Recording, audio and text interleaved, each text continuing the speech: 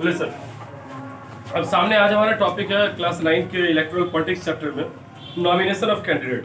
मैंने आपको बोला था कि अगर पंचायत वगैरह में खड़ा होना है इंसान को तो 21 साल से ऊपर का एज होना चाहिए। अगर विधानसभा में खड़ा होना है और लोकसभा में खड़ा होना है तो 25 साल एज चाहिए। पंचायत में 21, लोकल सेल्फ गवर्नमेंट में पंचायत रहे या नगर पालिका में 21, लोकसभा और विधानसभा में 25, राज्यसभा विधान परिषद में 30, गवर्नर या फिर प्रेसिडेंट के लिए 35। ठीक है, और वोटिंग हम लोग कब से देना स्टार्ट कर देते हैं? 18। ये पूरा रहा। अब नॉमिनेशन में लोग क्या करेंगे? वो देंगे एक साथ में एफिडेविट भी जाता है जिसमें वो बताएंगे कि हाँ मेरे खिलाफ क्रिमिनल केस नहीं है, ये सारी चीजें नहीं है। अब देखो मेन लीगल डॉक्यूमेंट क्या क्या बना के देना पड़ता है नॉमिनेशन के टाइम। वहाँ ब्लू कलर के पॉइंट में दे रखा है, 1 2 3 पॉइंट होगा साइड से। पहला, serious criminal cases pending against the candidate, ये डिटेल देना पड़ेगा कि आपके अगेंस्ट कोई केस भी है। दूसरा, एसेट संपत्ति एंड लायबिलिटी, लायबिलिटी मतलब बोझ जिम्मेदारी, ठीक है, संपत्ति और बोझ जिम्मेदारी, इसके बारे में बताना पड़ता है, इसके और इसके फैमिली का।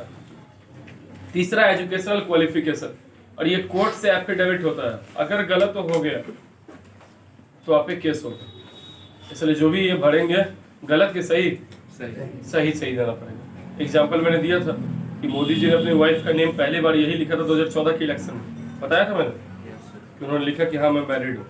अब एजुकेशनल क्वालिफिकेशन कैंडिडेट के लिए क्या चाहिए? बाबू ऐसा कोई क्वालिफिकेशन नहीं, बस लोकल सेल्फ गवर्नमेंट जो पंचायती राज सरकार होती है ना, उसमें 10th पास चाहिए, बाकी किसी में कोई क्वालिफिकेशन का जरूरत नहीं है। हमारे एक राष्ट्रपति, मैंने आपको बताया है, नाम था ज्ञानी जैल सिंह और 7th पास थे, बस फेल थे, 7th फेल। नाम था ज्ञानी जैल सिंह, थे अज्ञानी, लेकिन राष्ट्रपति बने कि नहीं बने? तो ये पढ़े लिखे का कोई तोल नहीं, जरूरी नहीं कि पढ़ा लिखा आदमी ही एक अच्छा नेता हो, एक अनपढ़ आदमी भी नेता हो सकता है, बस उसको समाज और चीजों का कदर हो। अब आगे इलेक्टोरल रोल। अब ये देखो ये लिस्ट है इलेक्शन का, ठीक है, ऊपर से तुम देखना स्टार्ट करना। ये सीट नंबर, सीट है ट्यूबॉल एसटी शेड्यूल्ड ट्राइब का है ये सीट। पार्लियामेंट्री का नाम, ये कौन से राज्य में पड़ता है? मिजोरम में। राज्य कौन सा है? मिजोरम। सीट नंबर कौन सा है? तैबूल, ऐसे है ना, ट्यूबॉल। किस साल ये अपडेट किया गया? 2018 में। कितने तारीख को? 1/1/2019 के लिए, इलेक्शन के लिए। पब्लिकेशन 2018 के 28 दिसंबर को हुआ।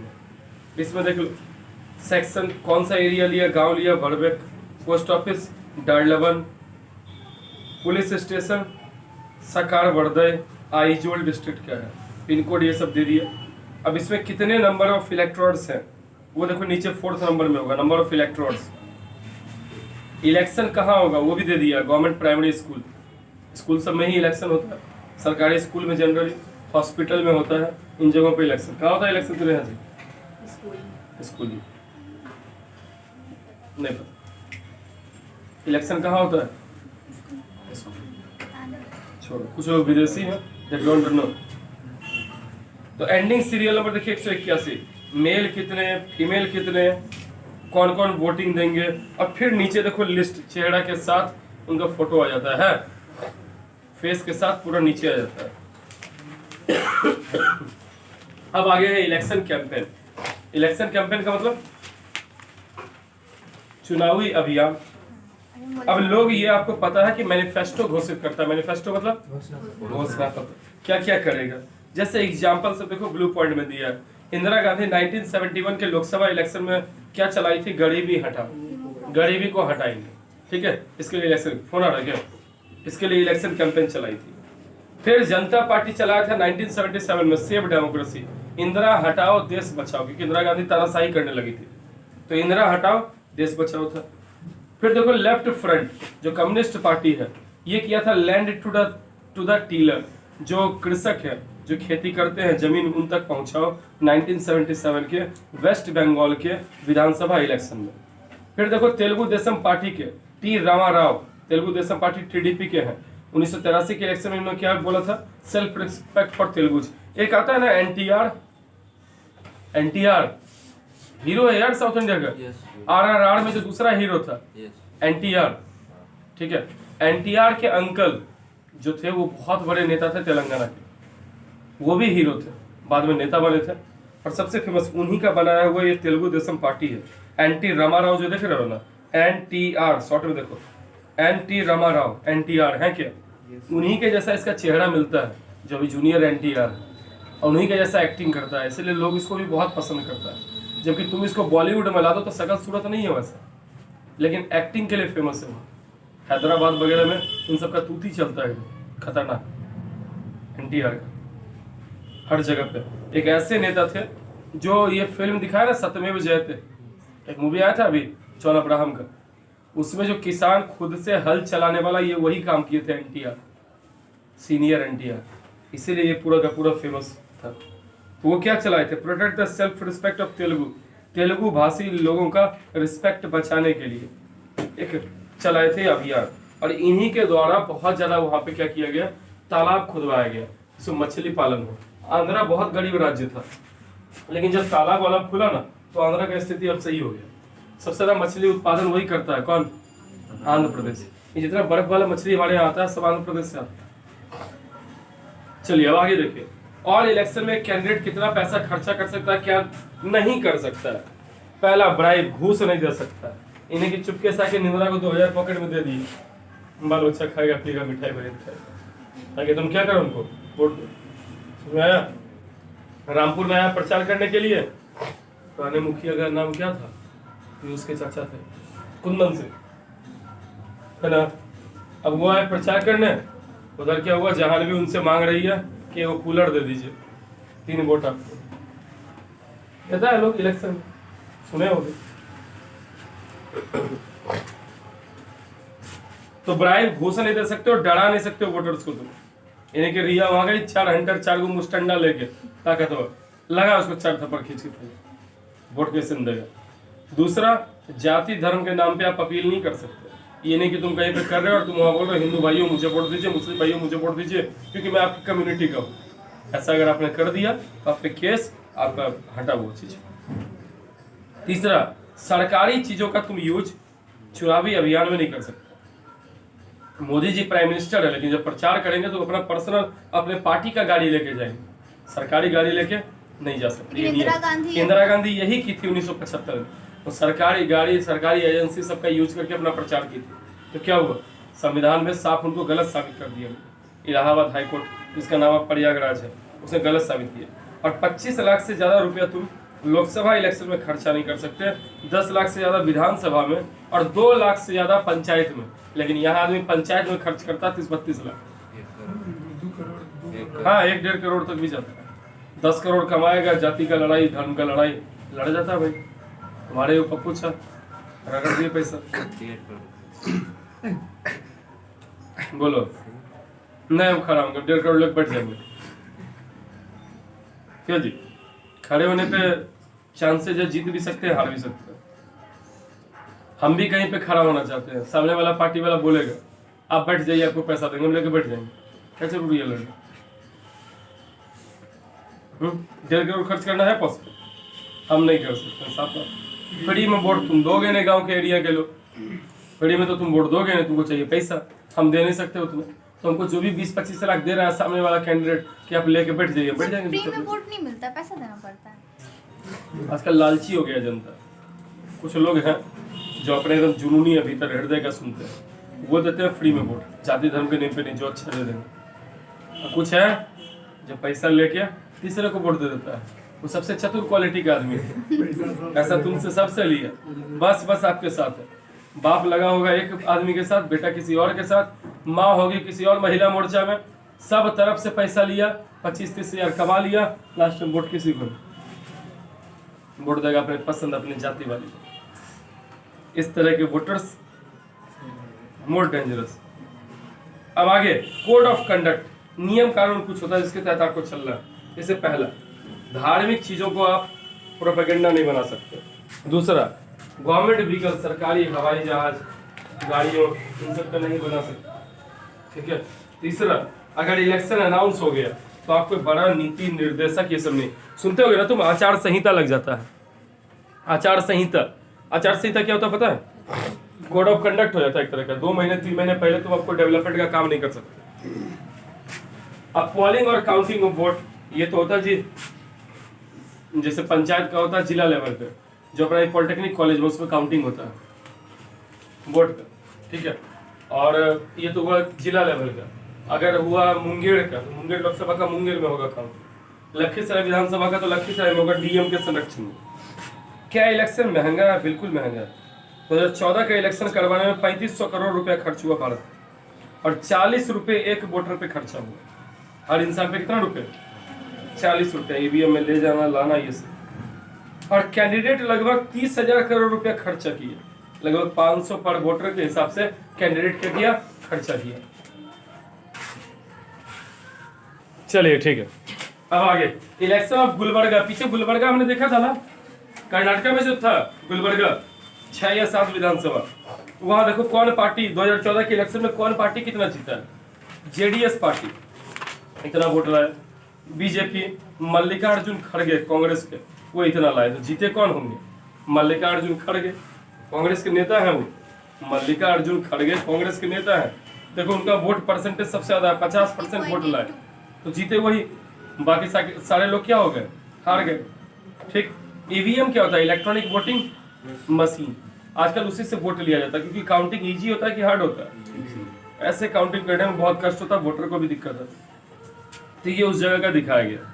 What makes election in India democratic? Bharat में इलेक्शन डेमोक्रेटिक क्यों है? सबसे पहला, क्योंकि इसमें गलत नियम को हटा के जेन्युइन नियम डाला जाता है। दूसरा, मिसयूज नहीं कर सकता रूलिंग पार्टी। तीसरा, अमीर गरीब सब लोग इलेक्शन में खड़े हो सकते हैं। चौथा, रिगिंग, जिस दिन वोटिंग होगा उस दिन आप जाति धर्म इन सब के नेम पे आप वोट नहीं मांग सकते। सर इंटिमिडेशन मींस मतलब उसको अपने पक्ष में लाना, क्या करके? इमोशनल करके, ठीक है। कोई जा रहा है वोट देना तो उसके पैर में लटकी हुई है, चाची है देना वोट है, क्या मैं मर्जी बोले दबा, बेचारी इमोशनल हो गई, चाची ने तुमको वोट दे दिया।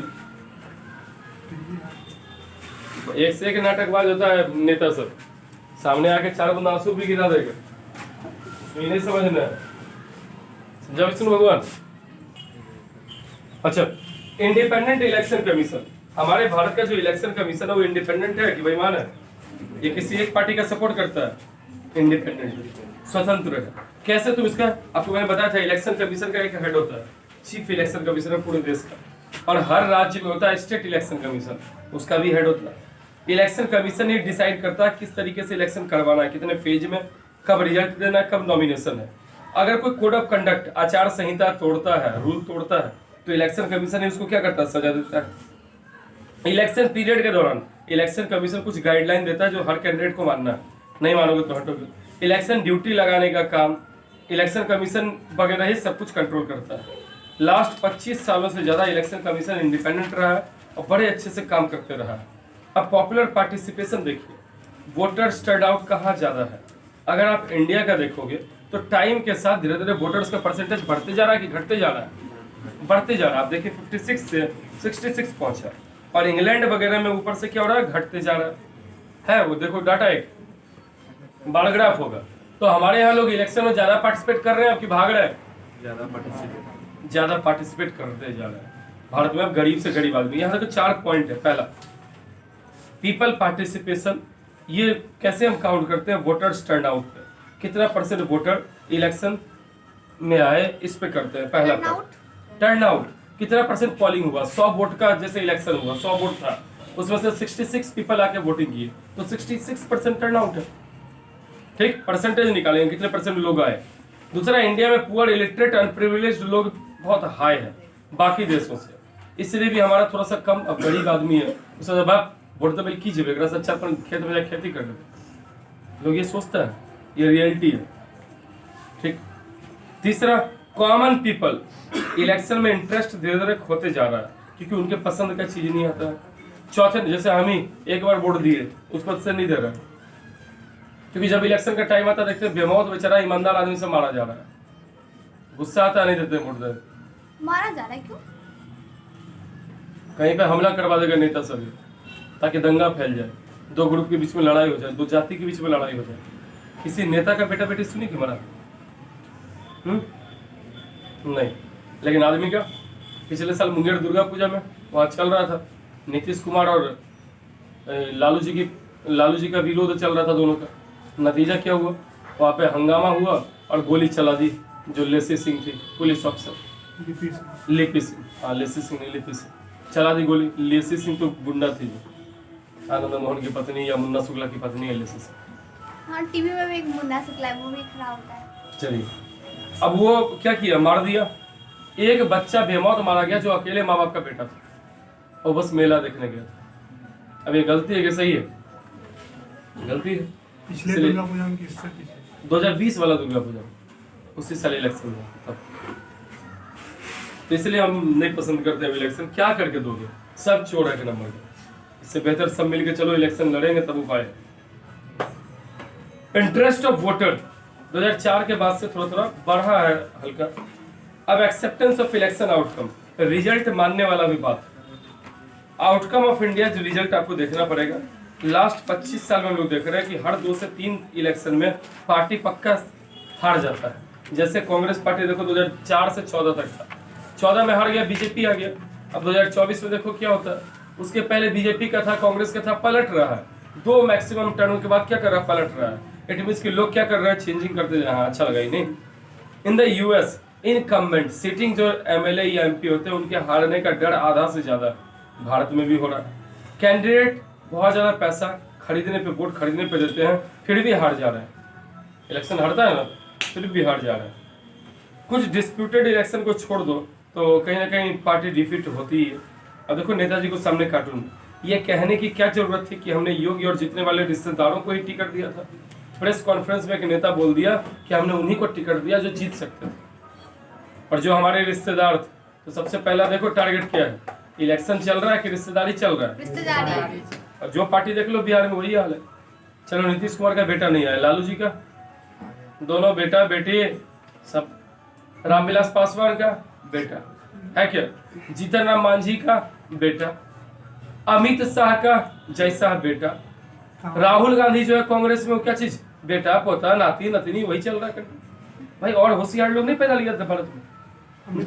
कोई नोबेल प्राइज जीत रहा है सब पागल है थोड़े। कोई खड़ा नहीं हो रहा है, मना थोड़ी। बीजेपी में एक वही अमित शाह को छोड़ के बाकी सब जैसा है वो एशिया क्रिकेट हेड बन गया। बीसीसीआई कैसे बन गया, उसको क्रिकेट खेलने आता है? बुला के उसको पूछो जरा सा। साफ बोला गया कि जो स्पोर्ट्स पर्सन, इंडिया में एक रूल लाना चाहिए, जो क्रिकेट खिलाड़ी रहा है वही क्रिकेट का हेड बने, जो हॉकी खिलाड़ी रहा है वही बने। तो थोड़ा ज्यादा समझेगा यार चीजों को। ये क्या करता है, राजीव शुक्ला को बना दो, जिंदगी भर बैट नहीं पकड़ा, वो क्रिकेट का हेड बन जाता है। बहुत लगा रहा है, यही तो बात है, पैसा बहुत दे रहा है। वो तो आ रहा है इनकमिंग, ठीक है, वो तो तेज है, तेली बनिया समूह है, वो बिजनेस कर ही लेंगे। लेकिन प्रॉब्लम नहीं है ये, क्यों देंगे हम वैसे नेता को? इससे पहले लालू यादव बर्बाद किए थे बिहार क्रिकेट काउंसिल को, वही 1996 में बिहार क्रिकेट के हेड बने। 1996 का वर्ल्ड कप जैसे अभी 2023 में इंडिया में हो रहा है ना, 2011 में इंडिया में हुआ था, उसके पहले 1996 में इंडिया में हुआ था वर्ल्ड कप, पटना में राजेंद्र नगर में मैदान है मोइनुल हक स्टेडियम। उसको गोबर से निपा दिया गया था पिच, थोड़ा कुछ मिट्टी था, 7 महादेश से मिट्टी ला के दिया जाता है, ये अलग अलग कंट्री का मिट्टी, और कुछ पोर्शन में क्या किया था, हार्ड नॉर्मल गंगा जी वाला मिट्टी उस पर गोबर से मार के दे दिया था। 8-7 ओवर बॉलिंग हुआ, उसके बाद बॉल जंप ही नहीं ले, सब रुक जाए, बालू था जहां तहां भरा हुआ, आजीवन प्रतिबंध लग गया उससे, और बिहार क्रिकेट काउंसिल खत्म हो गया। अगर जो झारखंड अलग नहीं होता तो देश को धोनी नहीं मिलता, क्योंकि धोनी कहाँ था, बिहार में था उस समय, यहीं रह जाता। किस्मत मानो ये कि अलग हुआ झारखंड, टूटा बिहार से, तो इंडिया को धोनी मिला थोड़ी देर बाद। ठीक है, ये हिसाब यहाँ लेके गए थे लालू जी। लालू जी जिंदगी में क्रिकेट खेले खुद, अभी अमित शाह का बेटा जैसा क्रिकेट खेला, इस सबको क्यों बॉस बना दी? सब बेईमानी करेगा कि नहीं करेगा? यही गड़बड़। जैसा का शादी में सर पूरा गोबर पट्टी तोड़वा दी, तब सोच के देख लो। Challenges to free and fair election, election होना चाहिए निष्पक्ष। अब देखो ये कैसे हो सकता है, पहला जो कैंडिडेट ज्यादा पैसा खर्चा करता है उस पर इलेक्शन कमीशन की नजर होनी चाहिए और उसको रोके। कैंडिडेट जिसपे क्रिमिनल केस वगैरह है उसको रोकिए। तीसरा, हर कैंडिडेट को कुछ ना कुछ पैसा सरकार ही दे दे कि तुम इतना ही पैसा खर्चा कर सकते हो इलेक्शन में। चौथा, ऑर्डिनरी सिटीजन को भी समझना चाहिए कि हम नीति और ये देखिए, यानी कि कोई कूलर दे रहा तो उसको वोट दे दिए, ठीक है। नेक्स्ट, छोटी पार्टियों को बड़े पार्टी तंग करते हैं, ऐसे में उनका भी कुछ परसेंटेज बांध देना चाहिए। इस प्रकार से हमारा चैप्टर